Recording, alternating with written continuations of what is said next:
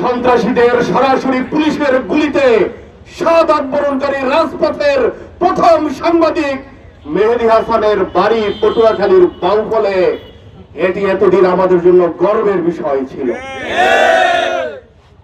আমরা গর্ববোধ করতাম পটুয়াখালীর বাউফলের সাহসী সন্তান সাংবাদিকতার পেশাগত দায়িত্ব পালন করতে গিয়ে শহীদ হয়েছেন। অত্যন্ত লজ্জার আর পরিতাপের আজকে আমরা লজ্জিত অনুভব করছি, আজকে আমরা লজ্জিত বিব্রত অনুভব করছি। এই শহীদ পরিবারের সম্মান আমরা নিশ্চিত করতে পারিনি। কিছু কুলাঙ্গার এই শহীদ পরিবারের বাবাকে আহত করে পিটিয়ে হাসপাতালে ভর্তির ব্যবস্থা করেছে।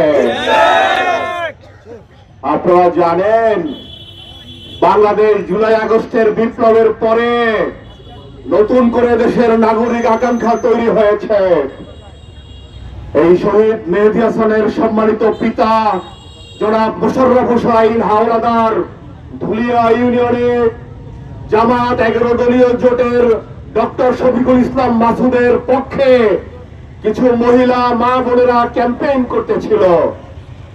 ইউনিয়ন যুবদলের সাবেক সভাপতি চিহ্নিত সন্ত্রাসী জামালের নেতৃত্বে মা বোনদের গায়ে হাত দেওয়া হয়েছে।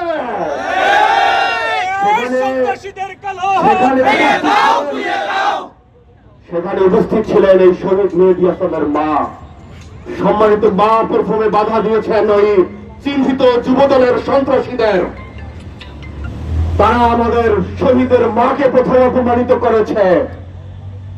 তারপরে শহীদের বাবা যখন এগিয়ে এসেছেন মোশাররফ হোসেনকে এই যুবদলের সন্ত্রাসীরা, ওই স্থানীয় বিএনপির সন্ত্রাসীরা, ওইখানকার চিহ্নিত গডফাদার সন্ত্রাসীদের গডফাদার তৌহিদুল ইসলাম রাফার নির্দেশে পরিকল্পিতভাবে শহীদের পিতাকে নির্মমভাবে আঘাত করে। গত শুক্রবার থেকে তিনি বাউফল হাসপাতালে চিকিৎসাধীন আছেন। আমরা এই যুবদলের সন্ত্রাসীদেরকে বলে দিতে চাই, যারা শহীদের পিতার গায়ে হাত দিয়েছ, যারা শহীদের মাকে অপমানিত করেছ, তোমাদের রাজনৈতিক দেউলিয়াত্ব আগামীতে বাউফলের জনগণ শুধু নয়, বাংলাদেশের আপামর জনগণ এই শহীদের পিতার অসম্মানের জবাব ব্যালটের মাধ্যমে দিয়ে এর প্রতিশোধ গ্রহণ করবে। আমরা পুলিশ প্রশাসন এবং জেলা প্রশাসনকে বলতে চাই, অনতিবিলম্বে শহীদের পিতাকে অসম্মান করার, আহত করার, গুরুতর আহত অবস্থায় তিনি বাউফল হসপিটালে আছেন।